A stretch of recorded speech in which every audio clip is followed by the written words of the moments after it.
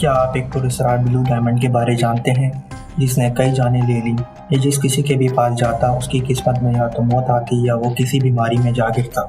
अस्सलाम वालेकुम friends, welcome करता हूँ आपको अपने यूट्यूब चैनल पे। किंग ज्वेल्स या ब्लू ऑफ फ्रांस ऐसे ही कुछ इस पुरस्कार डायमंड को कहा जाता था, जो कि एक इंतहाई खतरनाक जेमस्टोन है माजी का। जो चंद लोग जो खुद को खुशकिस्मत समझते थे, इसको पा के उनको अंदाज़ा नहीं था कि ये डायमंड उनके लिए परेशानी की वजह बन सकता है, और ये डायमंड जिसको होप डायमंड भी कहा जाता उनकी मौत की वजह बन सकता। ये डायमंड 1 बिलियन ईयर्स पहले ज़मीन के नीचे था। कार्ल शुकर के मुताबिक, जो कि एक ब्रिटिश क्रिप्टोजोलॉजिस्ट और ऑथर हैं अनएक्सप्लेन्ड बुक के, कहते हैं कि हज़ारों साल पहले ये डायमंड हिंदुस्तान की किसी मूर्ति में डेकोरेशन के तौर पे लगा होता था। लेकिन एक दिन हिंदू पंडित ने सोचा कि ये डायमंड इतना खूबसूरत और कीमती है, इसको यहाँ इसे छोड़ना ठीक नहीं। इसने इस डायमंड को इसकी जगह से निकाल लिया, जिसकी उसको बाद में बहुत सख्त सजा मिली। लेकिन होप डायमंड अब टेम्पल से बाहर जा चुका था।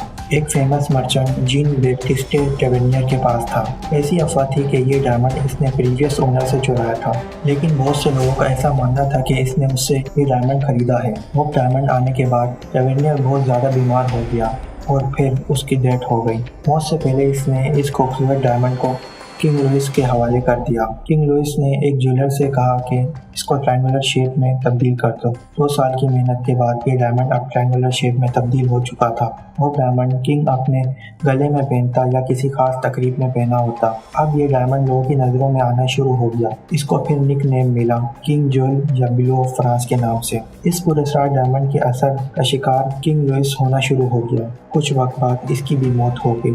किंग लुइस की मौत के बाद डायमंड अब किंग लुइस के सक्सेसर की वाइफ पहना करती थी। लेकिन कुछ वक्त बाद किंग लुइस के सक्सेसर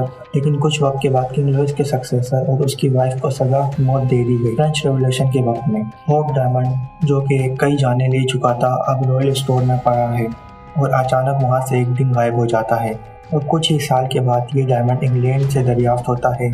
ये सोर्सेज से पता चला कि किंग जॉर्ज ने इसे खरीदा था। खैर वक्त गुजरा और किंग जॉर्ज की लाइफ की कहानी तब्दील होना शुरू हो गई। ये एक अनपॉपुलर रूलर थे इंग्लैंड के, और उनका अनहेल्दी लाइफस्टाइल से वो बहुत मोटे हो गए और कुछ वक्त बाद आंखों की रोशनी भी चली गई।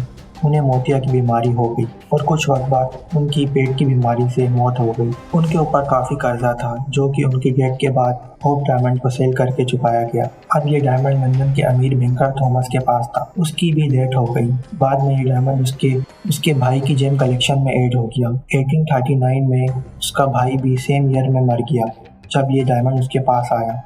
हेनरी फॉल, जो थॉमस का भाई था, उसकी ये जेम कलेक्शन किसके हवाले की जाए? उसकी वाइफ और बेटों ने 10 साल कोर्ट में केस लड़ा और वो केस हार गए। जेम कलेक्शन हेनरी के ओल्डेस्ट नेफ्यू के पास गई। इनके पास ये डायमंड काफ़ी अरसे तक रहा।